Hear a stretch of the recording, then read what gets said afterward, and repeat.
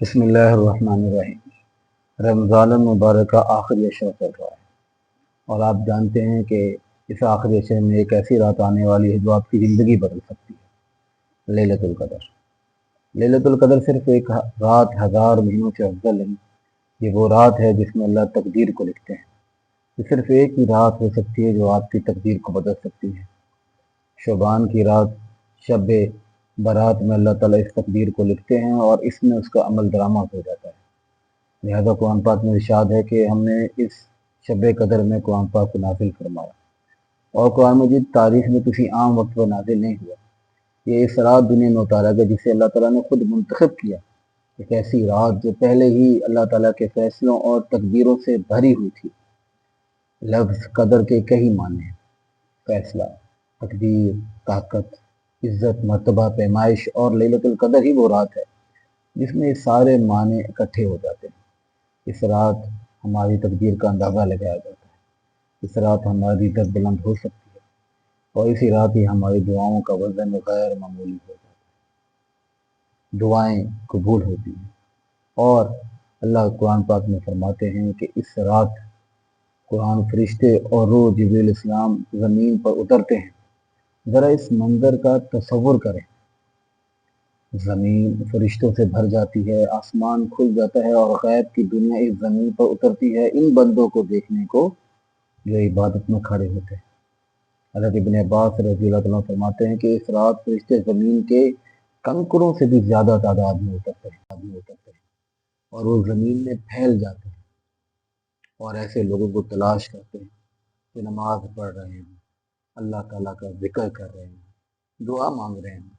اور حیران کن بات یہ ہے کہ اس ایک رات کی عبادت کا ثواب 83 سال کی عبادت کے برابر ہے۔ اس کا مطلب یہ ہے کہ اگر کوئی شخص پوری زندگی میں اگر 10 رمضان میں بھی اگر وہ لیلۃ القدر کو پا لے تو 800 سال سے زائد عبادت اس میں کر۔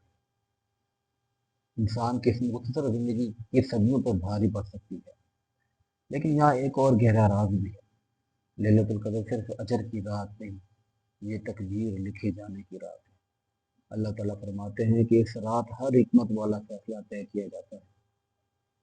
اس کا مطلب ہے تمہارا رزق، تمہاری آزمائش، تمہاری زندگی، تمہاری موت، تمہاری آسانیاں جو سال بھر ہوگا وہ لکھ جاتا ہے۔ علماء کہتے ہیں کہ فرشتے اس رات وہ فیصلے لے کر اترتے ہیں جو آنے والے سالوں کے لیے لکھے جا چکے ہوتے ہیں، کہ کون شفا پائے گا، کون مشکل میں ہوگا، کون بلند ہوگا، کون اللہ کی طرف واپس آئے گا۔ یہ شعبان کی رات یعنی کہ شب برات میں ہوتا ہے، لیکن وہاں پہ اس کی لکھا جاتا ہے اور اس کا عمل درآمد اور اس کے مہر جو ہے وہ شب قدر کی رات کو لگائی جاتی ہے۔